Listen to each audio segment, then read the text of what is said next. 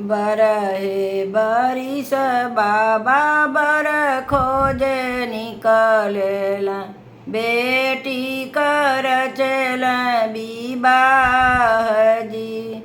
बेटी के रचल विवाह जी। आई बरियतिया दुअरवा पे पहुँचे हो, देखी के मन हरसाई जी। देखी के मन हरसाई जी। होता सबेरे होला बेटी कभी दैया हो, सबही के ढूरे लाया सूजी। सबही के ढूरे लाया सूजी। बिटिया पकड़ी जबरो मयरिया हो, बनवा के पात झरी जाई जी। बनवा के पात झरी जाई जी। अंगना में रोवेली बेटी के अम्मा हो, बाबा मड़उआ के बीच जी। बाबा मड़उआ के बीच जी। डोलिया पकड़ी रोवे भैया कवन राम, आजू बहिनी भैलू पराई जी। आजू बहिनी भैलू पराई जी।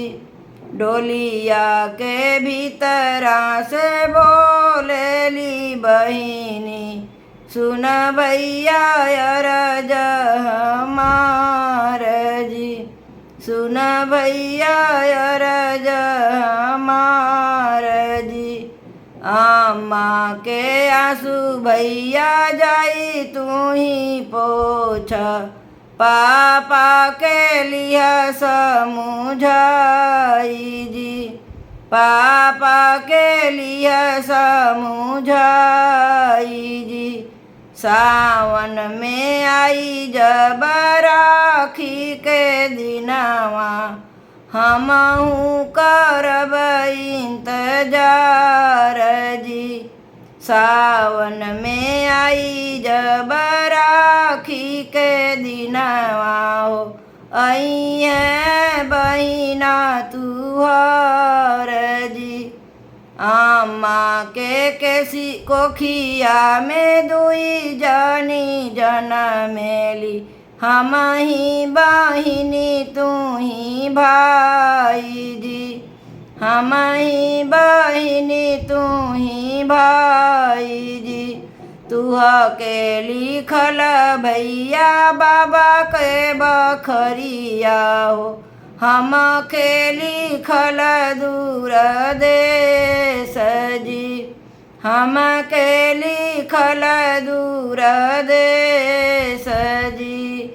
तुहई तरलू बहिनी घरवा के लक्ष्मी हो, सुन भैल घरवा दुआर जी।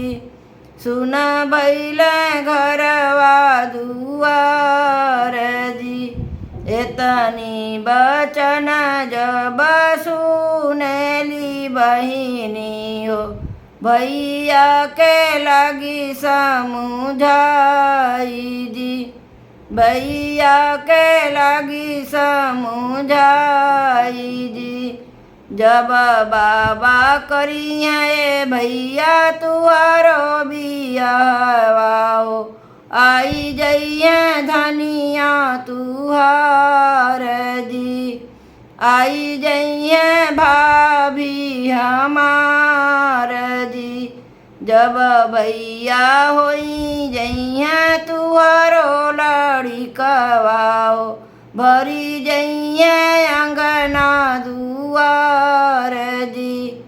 भरी जइए अंगना दुआर जी।